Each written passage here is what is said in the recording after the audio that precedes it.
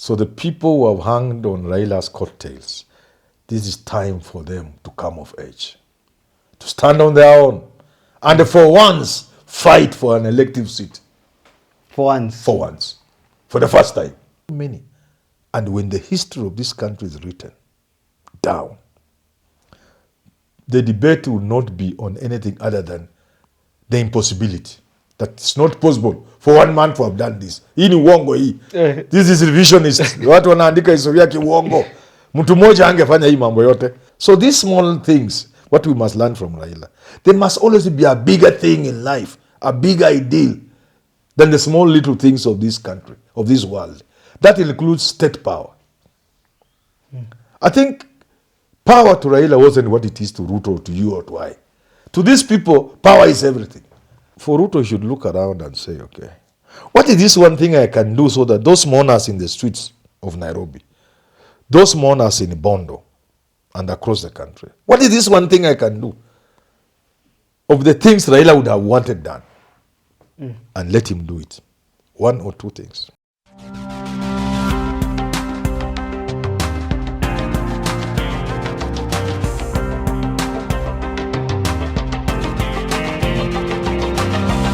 Great to see you on this somber day as Kenyans are emotionally mourning the death of Right Honorable, the former Prime Minister, His Excellency Raila Odinga. I'm here with Prof. Manyora, going to talk about him, his passing, what next. Prof, how are you doing? I'm fine. I know he was your good friend. I would sometimes drop your conversations here, laughing about things I never thought you'd laugh about for hours, if not 30 to 40 minutes. Yes. How did you receive this, announcement of his death? And what came to mind immediately you heard that Baba is gone? It was devastating. And what made it worse for me was I was still in bed. The number of calls that came in, people wishing to confirm. In the early hours, it was a question of people doubting, and the number of calls. Taking me back to 2022, after it became clear like we were losing the election, now we can reveal we were Raila's people.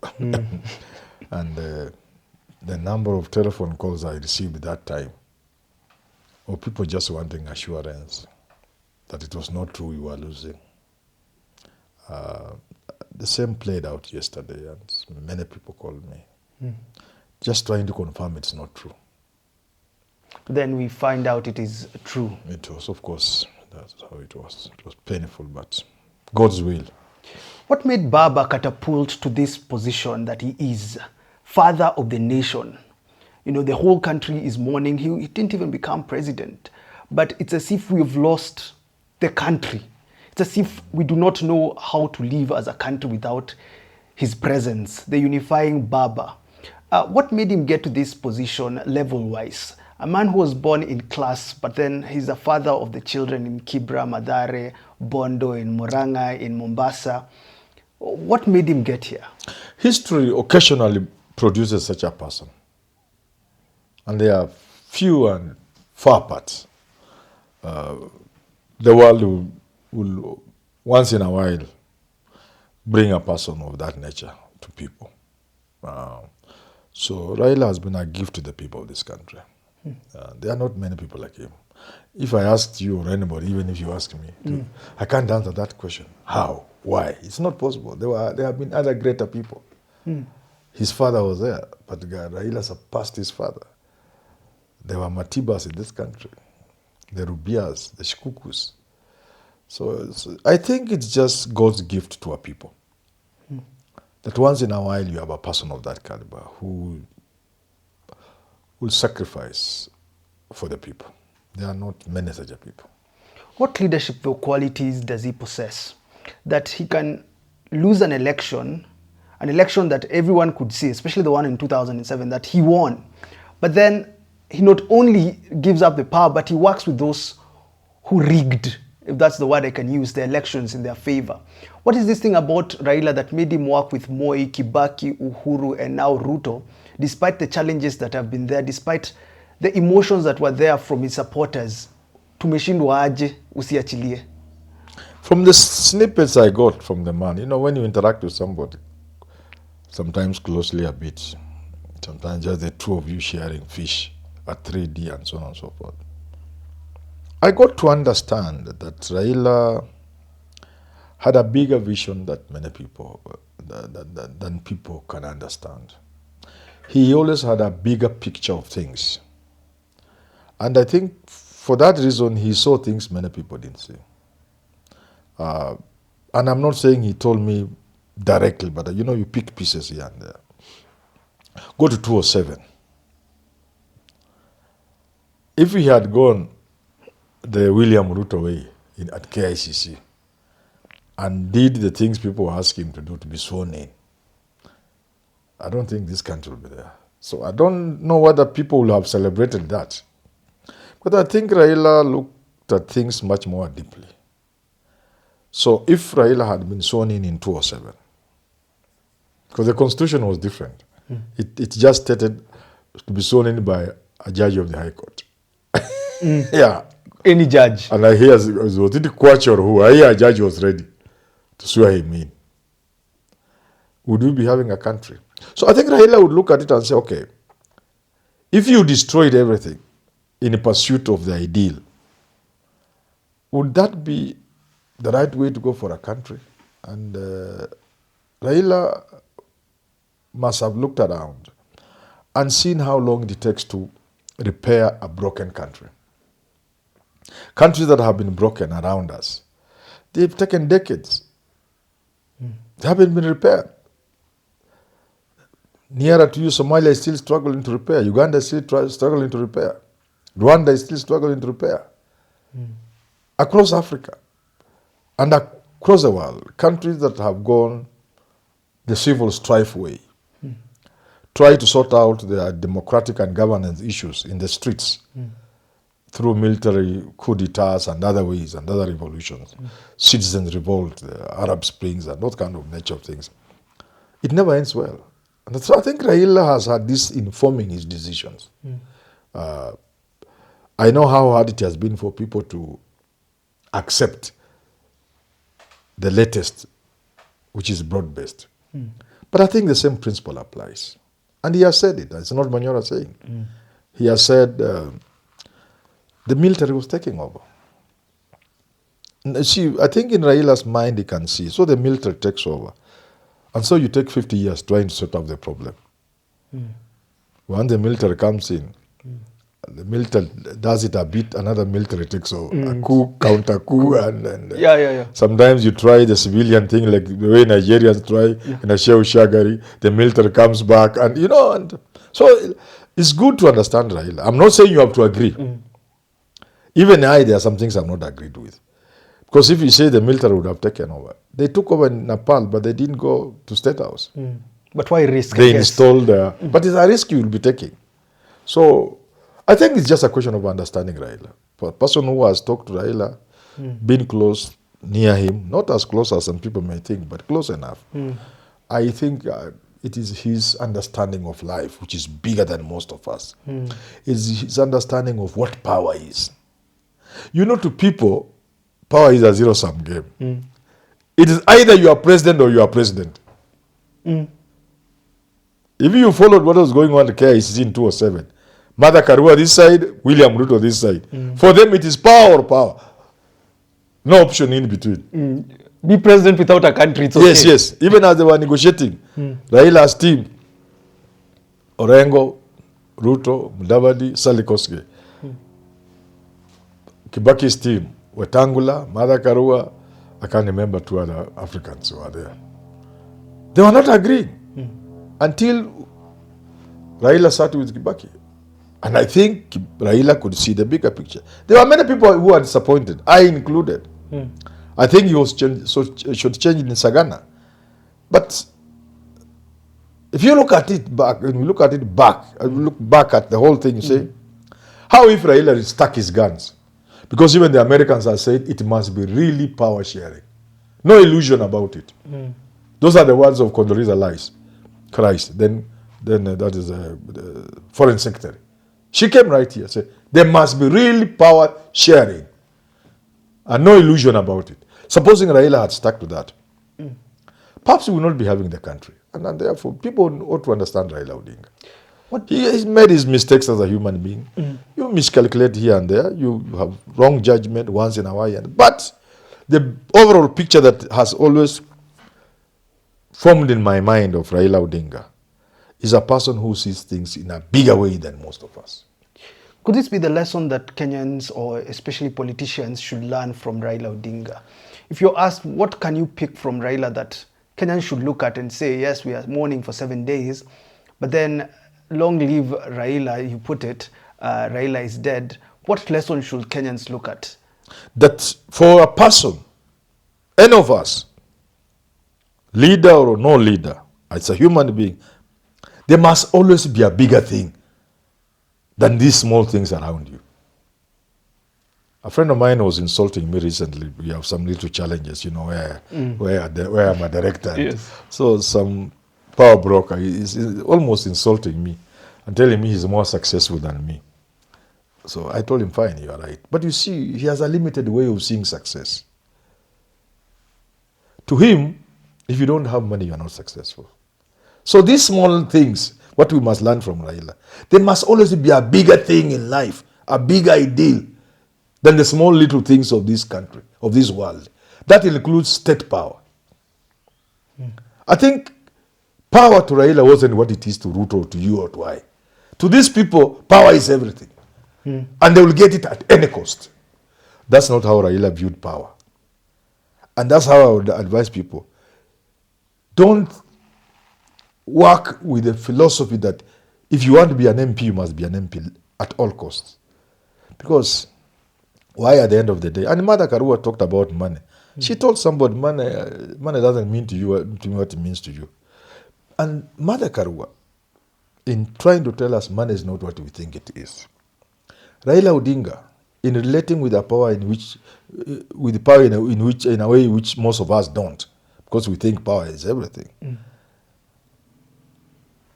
In everybody's, each one of us, during our sunset, however you define your sunset, but during your sunset, when you have traveled your journey's life, the journey of your life, you will come to agree with Mother Karua. You'll come to agree with Raila Odinga that at the end of the day, the things you thought were so important are not as important as you think. When my friend tells me he's more successful than me, and I agree with him, he's successful. When you begin to look at those vehicles in your compound, and they mean nothing because you can't even ride them.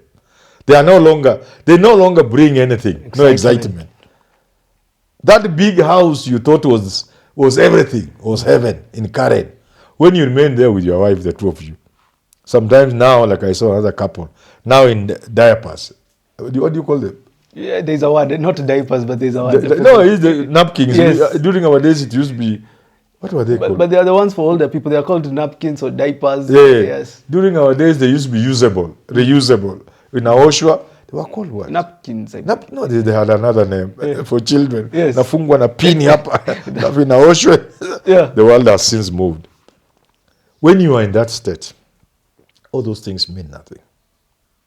When you've been president and done your 10 years,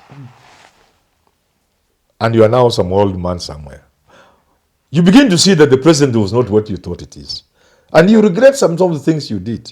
Some of the decisions you made to harm humanity. Perhaps you even killed to get power or to remain in power. When you have traveled the journey of your life and you are in your sunset years, you begin to see the sort of stupid person you are, that you kill your business rivals to make money, which money now means nothing to you. You get it? You run people bankrupt in your games of power, business power. You destroyed families to get to the top. You are a CEO somewhere. You made somebody lose their jobs and even lose their wife or husband because of that. Their children left school. You know, these things come to you. But at the end of the day, now you look back and say, really, what was it?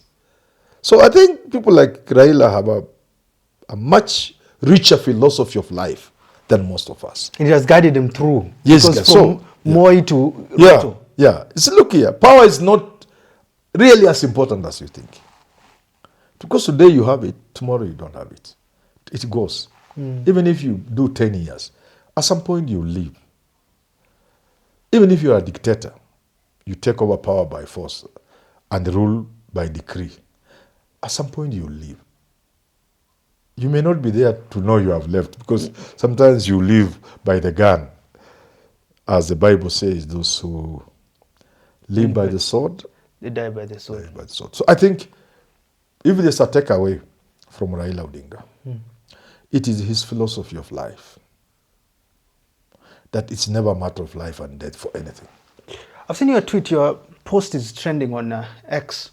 Yes. 72 hours is not enough for people to mourn Yeah, it's not this giant of, you said he's too big for 72 hours. You We said, forced into 3 days of mourning. and then you said something controversial. Let's negotiate with this spirit. Yeah, Raila is a spirit. We can talk with spirit. We can ask for forgiveness. We tell Raila, Baba, you are ours. Allow us to mourn you. We love you and we are Africans. You can't rush us into mourning you. Please, allow us to mourn you. You are not Ogola. Ogola was just a soldier. You get it? No, you are ours. So the spirit will agree. If they are unable to do it, let them send me. I'll talk to the spirit. I'll talk the language of the spirit and tell Raila, give us another 1 week. Let's mourn you. Let's bring this thing to closure. Let's finally accept you have gone. But for me, it's only the physical Raila that has gone. That's why Raila lives on. you said long live Baba in Yes. your standalone video yesterday. Yes. The philosophy of Raila, you say people should understand his philosophy and live by it as a lesson. But what do you think is living on in our hearts? Is it remembering Raila, or how transformative has his life and public life been that will continue living on? Raila's spirit will live on. It is for us to work with the spirit to continue with his work. Because what Raila has done, it's been too big to be accomplished within a specified time. It was not going to be possible for Raila to accomplish what he stood for and what he lived for, what he fought for. So the journey continues. His spirit will be around to guide us as we continue. But more specifically, it's very difficult to say what Raila has done. I was in some radio station this morning and I said, someone asking the same question. You can't say what Raila has done because humility will not allow you to say he's done so much. The things Raila has done are too many. And when the history of this country is written down, the debate will not be on anything other than the impossibility. That it's not possible for one man to have done this. Hii ni uongo hii. This is revisionist. Watu wanaandika historia kiuongo. Mtu mmoja angefanya hii mambo yote. What Raila has done. We who have been with him understand. You may be too young to understand a bit of it. But 100 years from now, the debate will be on whether it is really possible that one man could do what is being stated that Raila did. Because basically, Ruto is in State House because of Baba. The Kenya Raila fought for is a Kenya that has made it possible for Ruto to be president. Right? Yes. The space we enjoy, even what we are saying on this show today, we could not have said if people, not alone of course, Yes. with others, but it stands out because of the consistency, because of the suffering, because of the boldness, but above all because of his ability to negotiate, especially in his later years, to negotiate for this space, the democratic space. I don't know how you can't mention the thing, people will stop you. Say, now stop there. That's too much to have been done by Raila Odinga. You've had the debate, we were all in the struggle with him. I wonder, do they know really the role an individual plays in the course of history? The Romans would have won the many battles they won, but you cannot erase the role of Julius Caesar in those battles. You may say we are all players in Man U. I don't know the players. I remember Ronaldinho, whatever Ronaldo and what have you. Yes. I'm really not a lawyer when it comes to football. You may argue it was an 11-member team. It's true. All of you 11 were there. But there is that one person who who converts, who is a magician sort of player. Yes. If we got out and say, okay, put him there, another one, so you are 11. Even motivating Yes. the team. Yeah, even motivating the team. Even the sort of things he does that makes the player see it is possible. So in human activity and endeavors, there is always that one person. And a lot happens because the people, the followers have hope. Like you are saying, the players, Yes. even the fans. Yes. Wakiona huyu hayuko amekuwa mgonjwa. Yeah. So those who argue that we are giving Raila too much credit, they don't know what they are talking about. I was listening to Bahati's tribute song, a very emotional song, and he was saying, singing, Umetuacha confused, Yes. sort. Not telling us whether we'll support Babu or Sakaja, whether Jalango or Omondi. And some who want to take party leadership, I've seen his brother has been given party leadership of ODM. What should they do now as ODM members, thinking we used to get direction from this man, and now he's gone, and maybe we don't have clear direction? Will ODM be split? What is the right way to do this without Raila? Is there a way you can help them in understanding what's next? Even the president, maybe he thought with Raila's support I can handle opposition, and maybe opposition also thought if Raila joins us we can take on Ruto. And now this confusion that is there post Raila, what would be your message for them? For Jalango or Eric Omondi, he's standing in Langata. Eh? Yes. For Babu Sakaja, a time surely comes in life when the Baba is not there. Either he's dead or he's physically too weak. A time comes when you must be a man in your life. And to be a man means, among other things, to fight for your space without your father holding your hand. So the people who have hung on Raila's coattails, this is time for them to come of age, to stand on their own, and for once, fight for an elective seat. For once. For once. For the first time. This is their time. In terms of the ODM, I have always said this and I want to repeat. You cannot talk of democracy in this country without talking of ODM. ODM is part and parcel of our democracy. And therefore, as a people who love democracy and who have gained from this democratic space, we must encourage ODM to remain united. Because to destroy ODM is to render a blow to democracy in this country. And our device must be taken the way it should be taken. No ill feelings, nothing. Giving Oburu Odinga was the wrong thing to do. You need to give this thing for a short period before things stabilize and they have their elections and the process. You need to give this to somebody who has a voice that can be respected first in Luo Nyanza, and secondly at the national level. It's a way of maintaining ODM. I don't know, you get what I'm saying? Yes. And I understand Jim Orengo has had health challenges. So I don't know how far he has done. I've not talked to him. I hope he's doing well. In any case, this will be more symbolic than anything else. The only person fit enough to hold a candle to Raila was Orengo. He has a voice that people can listen to.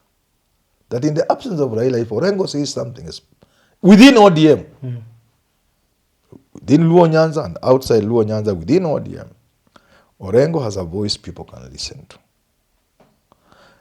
ODM is soon going to have to answer many questions. Ask and answer those questions. The first question to land on the table of ODM is broad-based. To be or not to be, that is the question. To be part of the broad-based government or not is the question for ODM, and they will have to answer.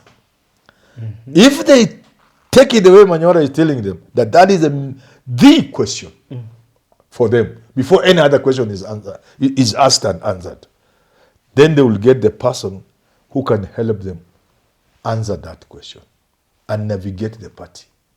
It cannot be Oburu Odinga. Because Oburu Odinga is a hawk. He was a party hawk. There are the people who wanted kina Sifuna thrown out of the party. But sisi tuko broad base, mnatuletea makelele ya nini? People kama Opiyo Wandayi. You can't make them head for now. You needed a voice that can moderate. Orengo was already against broad-based. But because of being pragmatic, a seasoned politician, and because of his respect for Raila Odinga and even the president, he was able to tone down and agree with the broad-based. But people know his thinking. So, because it might be necessary in my thinking, it might become necessary for ODM to carry on with this arrangement with Ruto. Not necessarily in the same form and in the same manner and with the same intention. But for some time, carry on with it. Only Orengo can convince the radicals like Sifuna that it is in our own interest as a party and as a country not to abruptly end the relationship and the risk plunging the country into chaos. Because you don't know when Gen Zs come back calling. And therefore, it is important to it would have been important to give this thing to somebody like Orengo. But finally, in the interest of Raila's legacy, which is tied to ODM in more ways than one, ultimately, the survival of ODM will depend on the Luo part of ODM, not Luonizing ODM. We have enough examples in the short history. We have had multipartyism from Ford Kenya and all that kind of thing. Ultimately, a non-Luo will be the best person to lead the party. And I have no doubt, in my mind, that person has been brought there by history, providence, and that person is Edwin Sifuna. First, his stand is known, he's vocal, he's young, he resonates with the young generation, but more critically, Raila's death, whether we like it or not, whichever way it plays, marks the transition. This is the moment of intergenerational change. And there's no better person to receive the baton from Raila Odinga than Edwin Sifuna. And in the fullness of time, they will either go there in that direction, not necessarily him, but a person like him. Or they will Luonize the party, fragment the party, it becomes irrelevant.